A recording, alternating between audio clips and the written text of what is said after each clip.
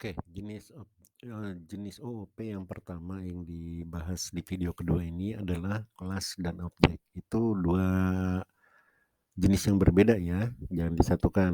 Ada kelas dan juga ada objek. Oke, yang pertama adalah tentang kelas. Oke, saya jelaskan dulu ya kelas. Kelas merupakan suatu tipe data yang mendeklarasikan beberapa variabel dan metode untuk objek pada program. Dalam pendeklarasian kelas, wajib dimulai dengan kata kunci kelas yang diikuti dengan nama kelas, lalu setelah itu body atau tubuh kelas, yang mana body atau tubuh kelas ini berisi data dan metode. Oke, contohnya, jika ingin membuat kelas buah, maka dapat menentukan rasa, bentuk, dan lain-lain sebagai objeknya.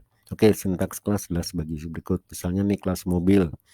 Berarti masukin variabel, metode, dan lain-lain ya. Misalnya di sini mobil, variabel metodenya adalah warna, terus jenis, terus cc-nya, terus jenis bensinnya apa, dan lain-lain. Oke, supaya nggak banyak ini lagi, mungkin kalian udah pengen coding, kalian lihat bentuk codingan di sebelah kanan ya. Sementara screenshot dari outputnya ada di sebelah kiri. Oke, kita lihat codingannya. Ada suatu variabel yang bernama A dan B berbentuk, maksudnya tipe datanya integer di baris 7 dan 8. Lalu ada suatu public class di mana ininya adalah kelas integer A dan integer B, di mana isinya adalah dis A sama dengan A, dis B sama dengan B. Oke, sekarang ada satu fungsi di situ namanya beberapa fungsi ya. Ada fungsi jumlah yang dulu mulai dari baris 14 sampai dengan fungsi hasil ya. Fungsi jumlah misalnya di sini adalah isinya dari fungsi jumlah itu adalah proses dari A plus B sampai dengan fungsi hasil adalah di sini adalah kalian lihat hasil bagi adalah A hasil bagi B. Oke ya. Lalu pada baris 56 akan ditampilkan adalah kalian lihat di situ ya, menampilkan hasil dari 2022 tambah 97 sama dengan 0, x titik jumlah. Di mana x ini adalah kalian lihat di sini adalah kelas x yang ada di baris ke-51 ya, yaitu datanya adalah 2022,97. Sementara jumlah itu adalah fungsi jumlah yang ada di baris ke 14 ya, di mana isi dari jumlah itu adalah A tambah B. Berarti isinya di sini adalah 2022 tambah 97 sampai dengan baris yang 60, 2022 hasil bagi 97. Oke, kalian lihat outputnya ya, sesuai ya. Jadi situ diketahui variabel A sama dengan 2022, B 997. Lalu hasil dari 2022 tambah 97 adalah 2119 dan seterusnya sampai baris terakhir. Oke, gampang ya. Kalian coba di editor kalian masing-masing. Oke, next.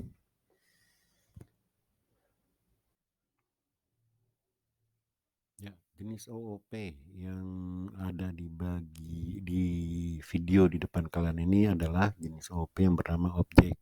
Ya, seperti biasa ya, sebelah kanan adalah codingan, kiri bawah yang berwarna agak putih dan tulisannya agak besar itu adalah screenshot dari outputnya. Oke ya, saya jelaskan dulu objek itu apa.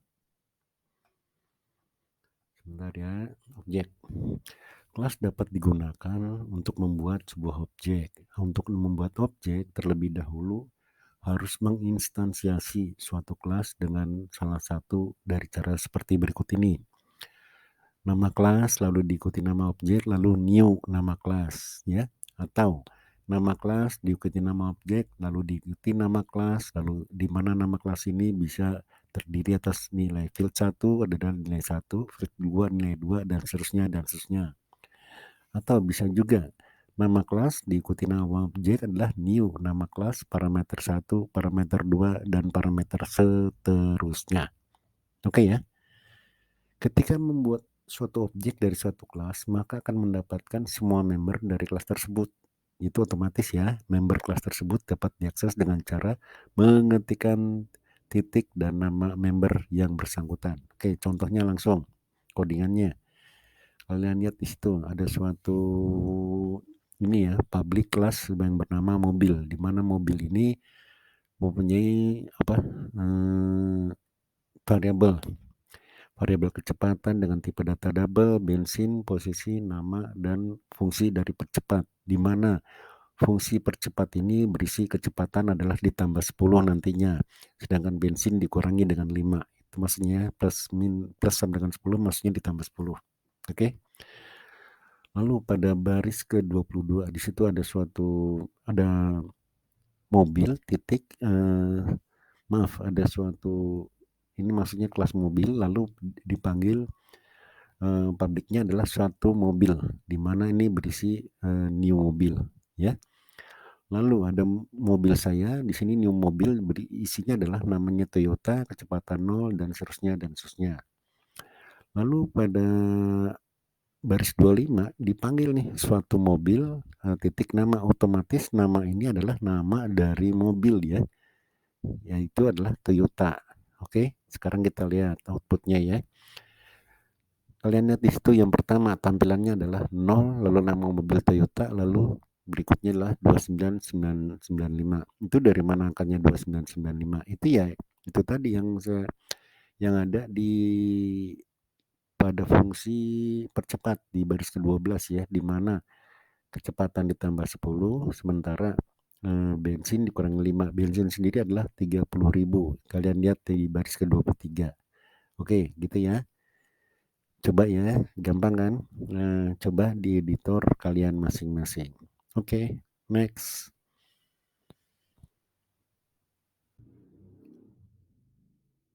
Jenis OOP berikutnya yang ada pada video keempat ini adalah disebut dengan abstract class ya. Saya jelaskan dulu abstract class itu apa ya. Abstract class merupakan sebuah kelas yang terletak pada posisi tertinggi pada hierarki kelas. Jadi dia yang tertinggi ya pada tingkatan kelas. Jenis kelas ini digunakan sebagai basis bagi penurunan kelas yang baru yang mengakibatkan abstrak kelas tidak dapat diinstansiasi secara langsung menjadi objek. Abstrak kelas mengandung sebuah metode abstrak dan metode default yang bisa di-override pada kelas turunan. Oke, ini contoh codingannya ini panjang ya, jadi saya bagi dalam 2 screenshot ya, karena kalau disatukan nanti terlalu kecil, jadi saya bikin 2, sementara di video selanjutnya adalah output dari screenshot ini. Maksudnya di video yang kelima outputnya ya, di sini hanya codingannya aja. Oke, codingannya dimulai dari baris yang kiri dan diikuti dengan yang kanan. Oke, kita lihat codingannya after class ya. Di situ ada suatu public class yang bernama mahasiswa di situ ya, dengan private string adalah nama dan name, lalu fungsi adalah public void adalah get data, di mana get datanya di sini adalah masukkan nama ya, masukkan itu namanya nanti dimasukkan dalam variabel nama, lalu input name, maksudnya masukkan name, nanti name yang tertulis atau diketik itu adalah akan dimasukkan ke dalam variabel name seperti ada di baris ke-14. Oke. Lalu ada suatu fungsi yang disebut dengan get data di baris ke-29 ya. Di situ dimasukkan lagi mata kuliahnya apa. Nah, nanti datanya dimasukkan ke dalam variabel matkul ya. Lalu nilai ujiannya Bapak masukkan ke dalam variabel nilai. Oke ya. Itu untuk get data. Sementara untuk put data adalah menampilkan mata kuliahnya. Ini berarti menampilkan di mana mata kuliahnya adalah ini plus matkul. Berarti matkulnya nanti yang sesuai yang dimasukkan pada baris ke-32 itu. Baris mata kuliahnya apa. Oke ya. Lalu outputnya adalah kalian lihat sendiri di situ baris ini ada suatu variabel lagi di sini di baris 51 dan 52. M1 adalah new mahasiswa 1. Maksudnya data input yang maksudnya di get data itu ya, dimasukkan nih mahasiswa titik get data apa aja mahasiswa MHS2 baris 52 adalah mahasiswa juga di get data yang baris kedua. Oke. Lalu baris 59 inputkan data mahasiswa ke satu di mana adalah M1 titik get data. Nah, itu tadi saya bilang ya, get data public fungsi atau metode dari get data tadi apa yang dimasukkan. Misalnya mata kuliahnya apa dan nilai ujiannya berapa. Oke. Kita lihat bentuk output di video yang berikutnya sesuai dengan codingan ini ya. Oke. Next. Oke, ini adalah hasil running dari codingan dari video yang sebelumnya ya, atau video yang keempat. Ini hasil runningnya.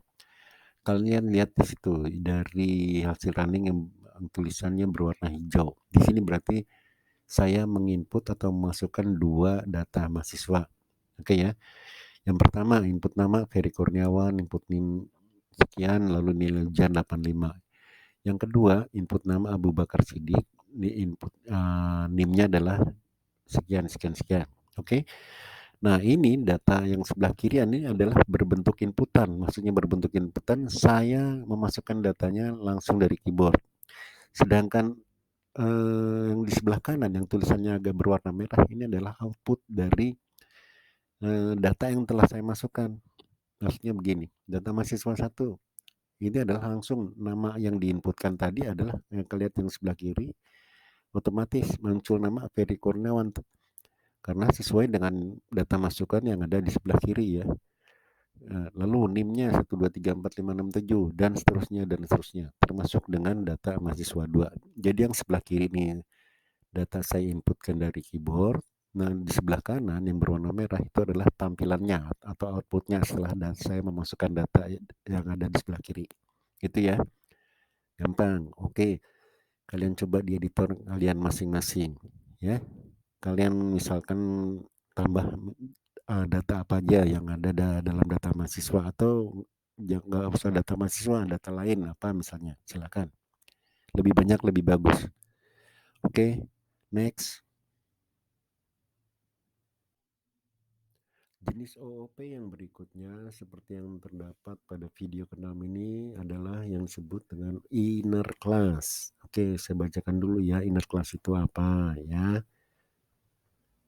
Ya, dengan cara kerja dan karakteristik kelas pada umumnya, inner class merupakan sebuah kelas yang dibuat pada kelas lainnya dan salah satunya dapat menjadi kelas turunan. Jadi intinya kayak gini, ada suatu kelas di dalam suatu kelas lain ya, terdapat sebuah kelas di dalam suatu kelas yang lain. Oke, ini contoh codingannya ada 2 screenshot yang saya buat ya karena cukup panjang juga.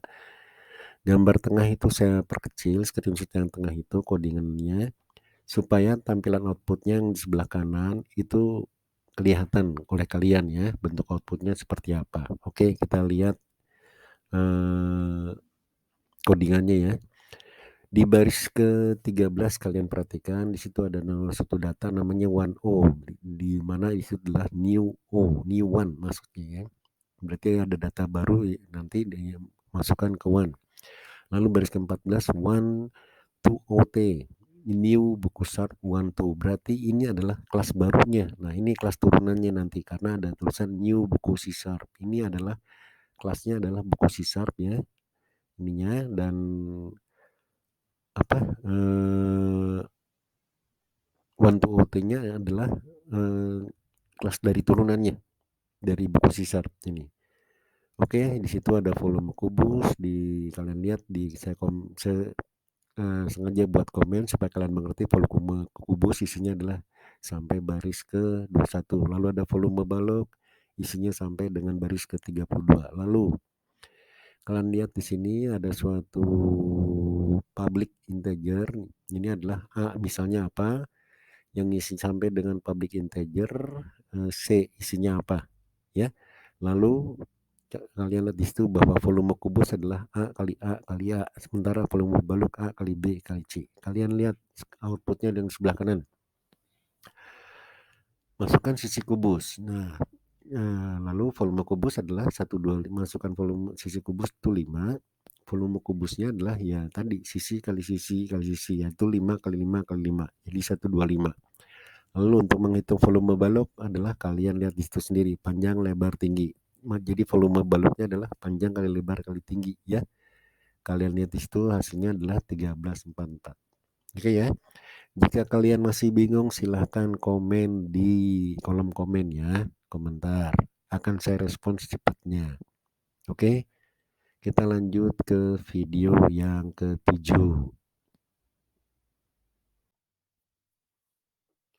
Ya, tentang jenis OOP, kelas dan objek udah selesai ya. Nah, ini jenis OOP yang berikutnya atau yang keempat yang disebut dengan enkapsulasi. Oke, saya bacakan dulu ya. Enkapsulasi merupakan suatu cara untuk menyembunyikan informasi detail dari suatu kelas. Berarti disembunyikan ya, di hiding. Konsep enkapsulasi sangat penting dilakukan untuk menjaga kebutuhan program agar dapat diakses sewaktu-waktu, sekaligus menjaga program tersebut. Ya, oke, kalian lihat sekarang contoh codingannya ya. Yang seperti biasa, codingan sebelah kiri, output adalah sebelah kanan, itu ya. Di situ ada suatu kelas namanya enkapsulasi dengan data-data adalah sini adalah variabelnya nama, jenis, warna, dan nilaiku. Lalu ada suatu di baris ke-10 ada suatu fungsi atau metode namanya set sisi. Parameternya adalah sisi, tipe datanya adalah integer, di mana fungsi tersebut hanya berisi bahwa nilaiku itu adalah sisi. Berarti parameternya, berarti nilaiku ini adalah nilainya adalah integer ya. Oke, lalu ada lagi yang disebut dengan public integer sini adalah get nilai, di mana isinya adalah nilaiku. Dari nilaiku yang dari baris ke-12 ya. Oke. Lalu pada baris ke-26 nama enkapsulasinya di sini adalah motor ya. Di mana motor titik nama, motor titik jenis dan seterusnya itu ada pada variabel data mulai dari baris 6 sampai dengan baris ke-9. Oke, lalu kalian lihat contohnya ya, baris 29. Nama motor adalah motor titik nama. Berarti motor titik nama adalah kalian lihat di baris 6 itu adalah variabelnya. Sedangkan namanya adalah motor titik nama adalah di baris ke-27 adalah Honda. Berarti otomatis ini adalah Honda ya. Karena di sini tulisnya adalah motor titik nama dan begitu seterusnya sampai dengan baris ke-33 ya. Seperti yang kalian lihat di screenshot di output ya yang sebelah kanan yang tulisannya besar itu. Sesuai ya, nama motor Honda, jenis Matic, warna merah dan seterusnya dan seterusnya. Oke, gampang ya. Oke, kita lanjut ke video yang berikutnya.